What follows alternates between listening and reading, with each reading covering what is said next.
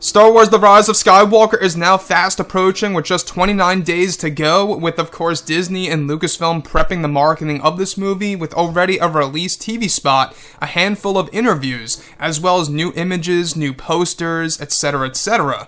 This is Mike Zero. Make sure to subscribe if you're new to the channel for future Star Wars content.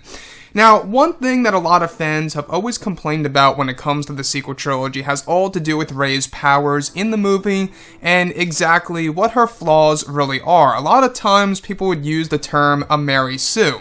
And if you guys really wanted to know the true definition of a Mary Sue, essentially, it's a type of female character who is depicted as unrealistically lacking in flaws or weaknesses. Or another way of actually saying this is that a Mary Sue is an idolized and seemingly perfect fictional character. Typically, this character is recognized as an author insert or wish fulfillment. So I wanted to go over what J.J. Abrams had to say, and everything related to Rey's powers in, of course, The Force Awakens, The Last Jedi, and where that leads her into The Rise of Skywalker. J.J. Abrams went through many different interviews, many different segments through different media outlets, answering many different questions related to Rey's character. And one thing about J.J. is that J.J. Abrams states that Rey has had many flaws in The Force Awakens and The Last Jedi, just like Luke Skywalker did in Empire Strikes Back and the rest, and that he thinks Rey is the perfect new take on this young hero who is trying to find her place in the galaxy, who has been struggling against her enemies in the movies. JJ goes on to state that Daisy Ridley has done a fantastic job of projecting Rey's flaws, just like Luke's flaws in the original trilogy and his weaknesses, and that Rey was modeled after Luke from the original trilogy is what he went through, and that her struggles in The Force Awakens and The Last Jedi is what brings her to the Rise of Skywalker story. So let's go over, away from this, also over to an article by Rolling Stone, where J.J. Abrams essentially denies once more that Rey is, of course, not overpowered, and that Rey is essentially not a Mary Sue or anything around those lines. So this is where J.J. Abrams comes into play here, where there was a big question where they actually state, alright, Rey has a whole fan base of her own. What was the original idea behind that character? JJ goes on to state, the idea was to tell a tale of a young woman who was innately powerful, innately moral, innately good, but also struggling with her place in the world and forced to fend for herself in every way. As exciting as it was to get to play the Star Wars universe, it was this young woman that I felt oddly compelled to get to know. Even at the very first meeting with Kathleen Kennedy, the idea came up about having a female at the center of it. There was an inherent sense of, we've seen the story before of the young hero, but we'd never seen it through the eyes of a woman like this, and that to me was the most exciting thing. Now, Rolling Stone goes on to question J.J. Abrams and states this, alright? They actually go on to ask J.J. Abrams, one thing you hear from people, the fans, is that the character of Rey feels preternaturally gifted, even for a Jedi, that she learns things faster than, say, Luke Skywalker ever did. J.J. Abrams goes, yeah, spooky, right? Smiles, it's a fair point. It's not an accident. So J.J. Abrams basically admits that Rey is stronger than Luke Skywalker and that this is intentional. Hence him saying it's not an accident. Now, I want to go over the whole Mary Sue thing with, of course, the character of Rey in the sequel trilogy. Now, like I say, I like the character of Rey in certain segments of the sequel trilogy, but there are times where, I will be honest with you guys, where I roll my eyes wondering what's going on here. Why does she know the Jedi mind trick?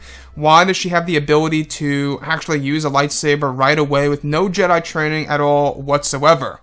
Now, the leaks would maybe and just maybe justify Disney's way of making Rey so powerful is that she is indeed the granddaughter of Emperor Palpatine himself.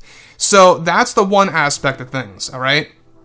That could very well somewhat fix of how Rey is so overpowered in The Force Awakens and The Last Jedi. Now, I know there's going to be a lot of guys and girls out there that will disagree with me or agree with me on this, but I really do feel that Rey is overpowered as a character, and I feel that there's no comparison to Luke's take in the original trilogy. If you look at Luke in the originals, right, he had a lot of flaws. I mean, the man lost a hand to Darth Vader.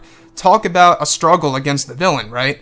And J.J. Abrams, you know, through all the different interviews of multiple different media outlets, dozens of interviews these past 2 days, give or take, one of which, you know, going over how Rey has actually had a lot of struggles against her enemies, like Kylo Ren and stuff around those lines, that express all of her flaws and of course, The Last Jedi and The Force Awakens, etc., etc.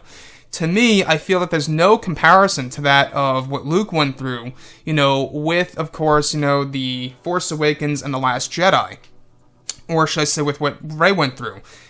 With Luke Skywalker, if you look at The Empire Strikes Back, he loses a hand, he learns that his father is Darth Vader, he learns the ultimate truth that Obi-Wan Kenobi lied to him, essentially, and did not give him the true answer of who his father really was.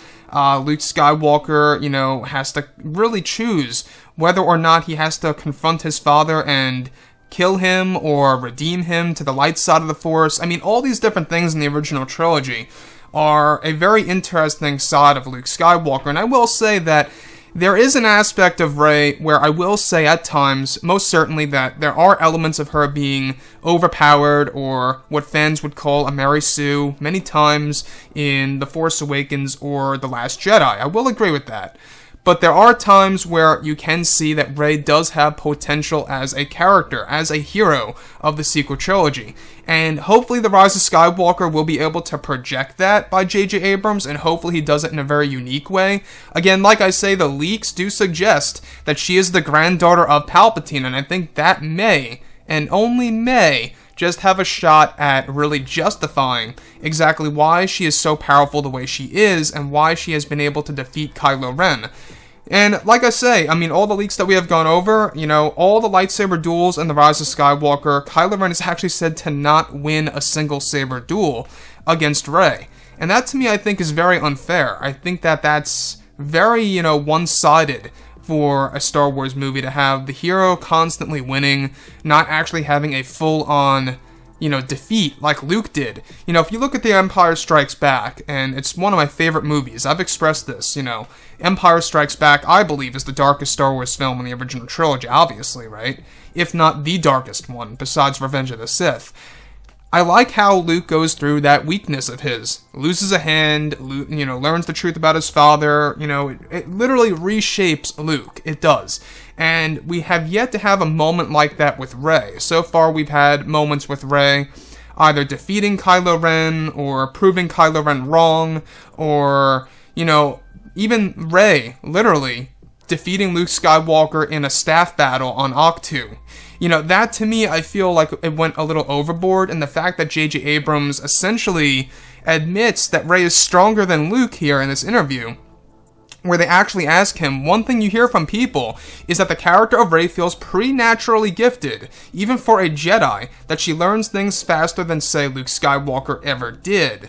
And he states, yeah, spooky, right? Smiles, it's a fair point, it's not an accident. So she's able to learn things faster than Luke ever did. And that does raise a lot of questions, right? So I would like to hear your opinion on everything related to these interviews involving J.J. Abrams and his take on, Rey being more powerful and Rey having these flaws that I feel she didn't really have all that many flaws in The Force Awakens and The Last Jedi. That's just my point of view. That's just my opinion and being honest and all. I did like The Force Awakens. It's a very entertaining movie in my opinion. Did it have similarities to of course, the original trilogy like A New Hope? Absolutely. Was it almost like A New Hope beat for beat? Absolutely. But at the same exact time, it was a very entertaining film. It really was, because there was some kind of structure to it that was setting things up for the next two movies that actually showed the potential of where the sequel trilogy was going. I think the reason as to why fans are expressing, a little bit differently now with The Force Awakens is because after what they saw with The Last Jedi and how it changed things forever within the sequels. So I would like to hear what you guys have to say about this below in the comments. Everything related to Rey, her powers, J.J. Abrams expressing that there are a lot of flaws within Rey, that she has constant struggles, and stuff around those lines. So anyways, guys, drop a comment below. Let me know what you think about all this in the comments. And if you guys did enjoy the content for today, do make sure to drop a thumbs up on this video to support the channel. I thank you all so very much for the kind support, and I'll catch you guys next time.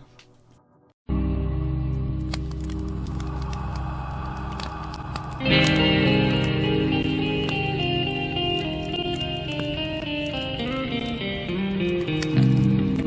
in hand, we are alone again. No hiding. From night to moon, we hear them moans again.